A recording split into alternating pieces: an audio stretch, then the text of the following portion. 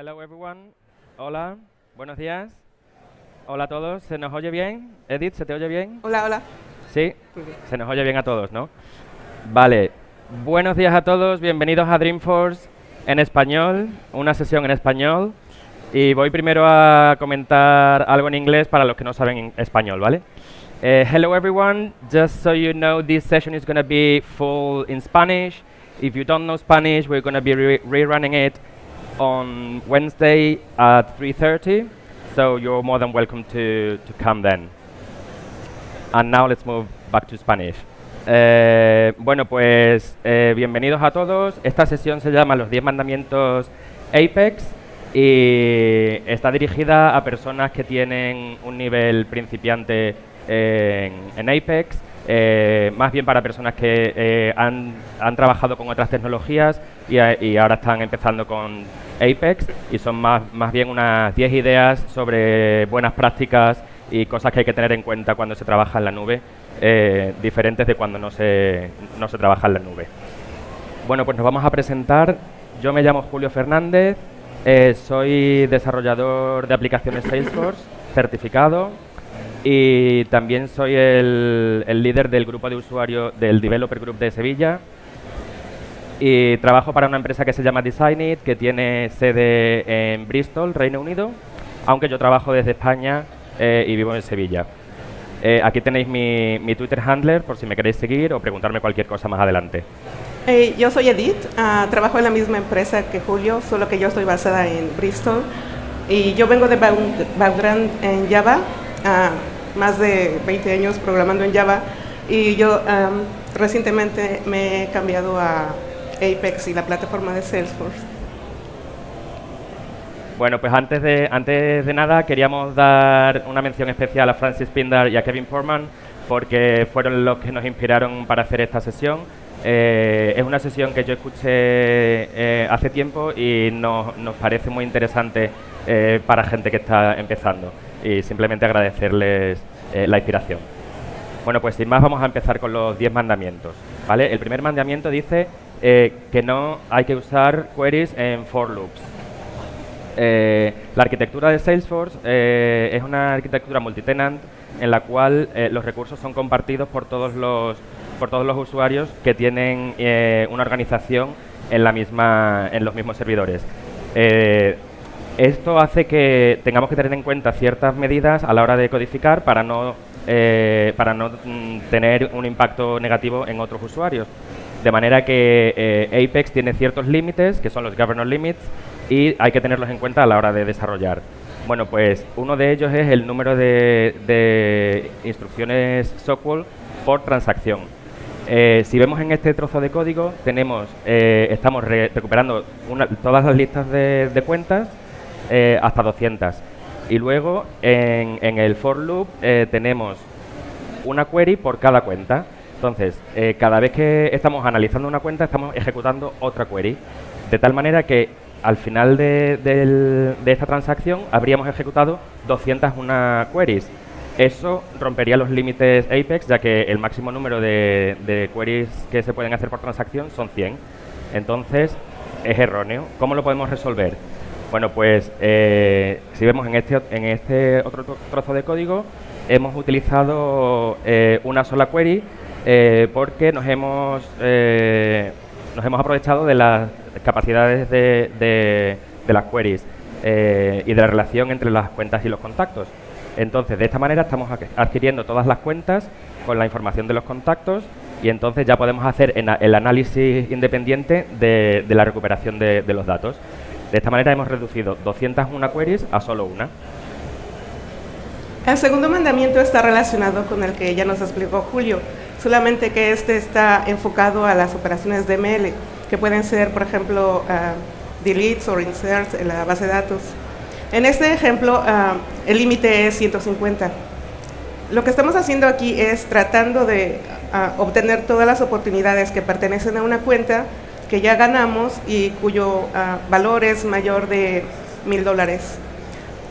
En este código, que es incorrecto, primero obtenemos todas las cuentas y después en un for loop lo que estamos tratando de hacer es actualizar la cuenta con el valor del número de oportunidades. Bueno, esto va a romper nuevamente los límites de Apex y nos va a presentar un error.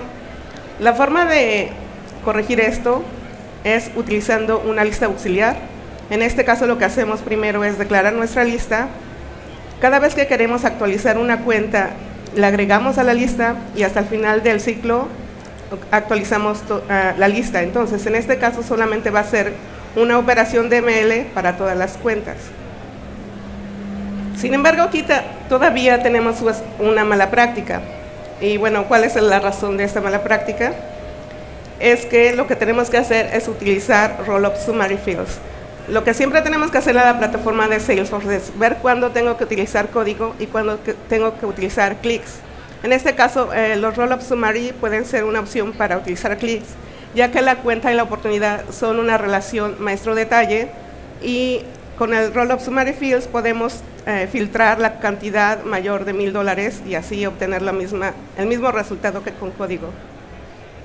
Bueno, pues esto nos lleva al tercer mandamiento. Este mandamiento dice que no crearás código Apex donde no sea necesario. La plataforma Salesforce proporciona una serie de funcionalidades para personalizar tus tareas sin tener que recurrir necesariamente a la generación de código nuevo. Bueno, pues esas tareas, esas herramientas son las Workflow Rules, el Process Builder, en general una serie de herramientas accesibles mediante clics sin necesidad de utilizar código. Entonces, hay que tener un equilibrio bastante bueno entre lo que se puede hacer sin código y lo que hay que hacer con código, y esto en general es utilizar un buen diseño de la arquitectura proporcionada por Salesforce para hacer uso de todas las funcionalidades de la manera correcta. El cuarto mandamiento es: no crearás más de un trigger por objeto. Si nosotros creamos más de un trigger por objeto, va a ser más difícil depurar nuestra aplicación. Y esto es porque la plataforma no nos asegura un orden de ejecución. No nos dice el trigger que creaste primero va a ejecutarse de primero o así. Simplemente no vamos a saber cuál se va a ejecutar primero. Entonces, lo recomendable es cada vez que quieran programar alguna acción para algún objeto, siempre póngalo en el mismo trigger. Y el quinto mandamiento sigue relacionado con los triggers. Es una buena práctica ejecutar todas las acciones necesarias para un trigger dentro de la misma clase. De esta manera, si vemos en este pequeño trozo de código, estamos capturando todos los eventos, todos los before and after eventos, y para insert, update, delete y undelete.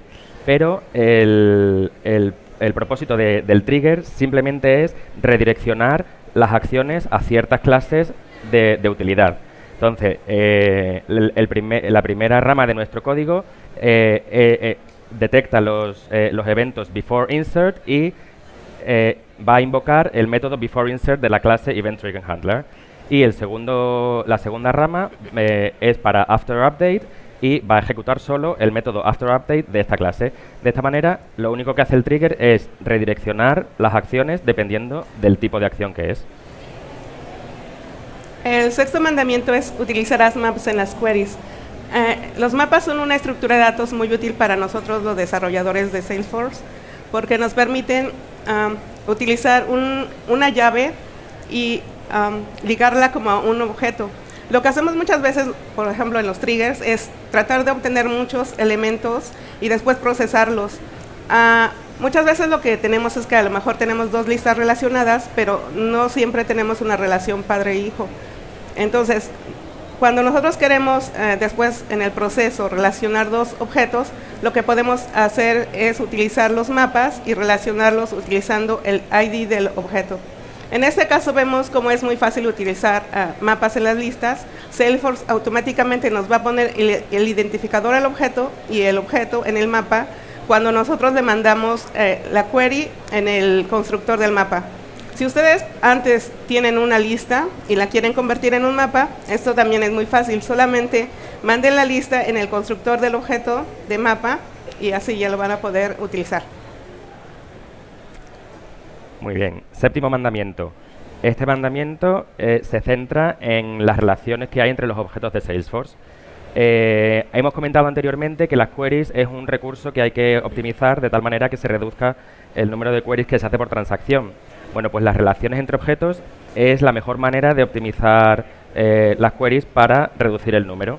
En este ejemplo estamos viendo que mediante una query en el objeto contacto estamos obteniendo información del contacto y de la cuenta, porque estamos utilizando la relación padre-hijo que existe entre la cuenta y el contacto y estamos obteniendo información de dos objetos solo con una query. Cuando es de padre a hijo se pueden obtener información de dos objetos, pero de hijo a padre se puede subir hasta 5 niveles. O sea que estaríamos obteniendo información de 5 diferentes objetos con una sola query. Entonces hay que tenerlo en cuenta para siempre optimizar el código de queries. El octavo mandamiento es: crearás pruebas para cubrir el 100% de tu código.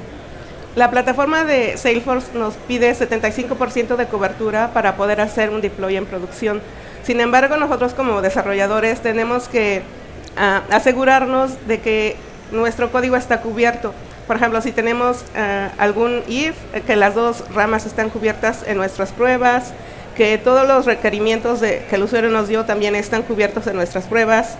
También, en el caso negativo, por ejemplo, si nosotros esperamos que nuestro método lance alguna excepción, pues bueno, que esa excepción se va a lanzar y va a ser de forma correcta. Y algo muy importante es que tenemos que probar siempre cambiando el usuario y los perfiles. Muchas veces lo que nosotros hacemos al desarrollar es que lo hacemos con el permiso que tenemos nosotros como administrador, y cuando el usuario quiere utilizar la funcionalidad, pues no puede, porque a lo mejor el perfil no fue el correcto. Entonces hay que incluirlo siempre en nuestras pruebas. En el ejemplo del caso positivo, lo que estamos haciendo es verificar que los requerimientos del usuario están cubiertos. En este caso, un requerimiento es que si yo pongo nombre y fecha en un evento, me va a dejar insertarlo. Lo que vemos aquí también es el uso de los métodos start test y stop test de la clase test. Lo que nos permite hacer esto es como que iniciar una transacción para las operaciones que van a estar dentro de estos métodos. Y al final, si nos damos cuenta aquí también, tenemos que utilizar aserciones, que es lo que nos va a explicar Julio después, para verificar que nuestras condiciones están correctas. El caso negativo, aquí tenemos un ejemplo de cómo podemos probar un caso negativo en una clase de pruebas.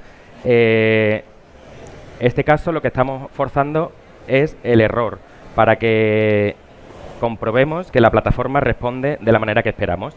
Entonces, en esta clase estamos insertando eventos con una fecha en el pasado y tenemos una validation rule para que no nos permita insertar eventos en el pasado, solo queremos eventos que van a ocurrir hoy o en el futuro. Entonces, mediante un bloque try-catch vamos a forzar la inserción de estos eventos que son erróneos, y tenemos que capturar que la excepción ha ocurrido, pero no solo que ha ocurrido una excepción, tenemos que comprobar que la excepción es la que esperamos. O sea, tenemos que comprobar que el error ha ocurrido en el campo date, porque es donde estamos ejecutando la validation rule, y además tenemos que ejecutar que el tipo de excepción, tenemos que validar que el tipo de excepción es una excepción de tipo validation. Y eso es lo que estamos haciendo en este caso. Estamos forzando el error y comprobando que el error es el que esperábamos. El último tipo de caso de prueba que pueden hacer es el de perfil usuario o rol. En este caso podemos utilizar el método roleAs de la clase System y enviarle a un usuario con algún perfil. Lo que estamos probando aquí nuevamente es que yo puedo insertar un evento en la plataforma si lo ejecuto con el contexto del usuario test. Lo demás es, bueno, es igual, siempre tenemos que incluir las aserciones al final. Vale, pues ese es el mandamiento número 9. No harás pruebas inútiles. ¿Qué es una prueba inútil? Pues una prueba inútil es abrir tu método de pruebas y decir, venga, clase 1. Método 1, clase 2. Método 2. Y así lo que estás haciendo es llamar a todo tu código y que esté cubierto, entre comillas, porque realmente no estás probando que tu código hace lo que tú quieres. Estás simplemente cheating un poco para que tu código pase las pruebas. Entonces, tenemos que asegurarnos siempre de que nuestro código va a hacer lo que queremos hacer. Para eso tenemos los métodos de assertion. Podemos validar que el valor esperado es exactamente, efectivamente, el que necesitamos que sea, o que sea diferente, tenemos diferentes opciones. Pero es muy importante que lo que probemos esté siendo probado realmente, que pruebe la funcionalidad de nuestro código. Sabemos que para poder desplegar el código es necesario tener un 75% de cobertura, pero como ya hemos comentado antes, tenemos que intentar que sea el 100%, y ese 100% queremos que sea real y válido. No vale hacer simplemente una llamada a todas tus partes del código para que lleguemos al 75% y podamos desplegar nuestro código. Entonces, es una cosa muy importante y solemos olvidarnos de la importancia de los tests, pero lo queremos recalcar. Y el último mandamiento es: crearás pruebas atómicas. Tenemos que recordar que las pruebas que incluimos en nuestras clases de Apex son pruebas unitarias. También existen las pruebas de integración y de sistema, pero estas son, bueno, tenemos que probar una sola cosa. Esto está relacionado con el método Test Driven Development, que es lo que nos dice: siempre que hagas una prueba, solamente prueba una sola cosa, y en ese método de prueba inserta los datos que vas a necesitar y, bueno, verifica las condiciones de tu prueba. En este ejemplo lo que tenemos es que vamos a probar nuestro método Populate Default, que está definido en nuestra clase Event Handler, y lo que nos hace es que si yo le mando algún evento que no tiene nombre nuestro método nos va a poner un nombre por default. Al final vemos que estamos utilizando nuevamente una aserción para verificar que el evento debe tener un nombre al salir de nuestro método. Vale, pues hasta ahí el 10º mandamiento. Ahora lo que hay que hacer es cumplir los mandamientos. No seáis pecadores. y nada, bueno, pues esperamos que os haya sido útil esta presentación. Como ya hemos dicho, la vamos a volver a hacer en inglés el miércoles a las 3:30. Y bueno, pues nada más, dar las gracias a Salesforce por darnos la oportunidad de hacer eventos, de hacer charlas también en español. Y bueno, que se anime gente de otras nacionalidades, con otros idiomas. Y nada, si tenéis alguna pregunta, tenemos todavía un par de minutos. Y si no tenéis nada, o si la queréis hacer luego, estaremos por aquí un ratito respondiendo cualquier duda que tengáis. Esperamos que os haya gustado. Gracias.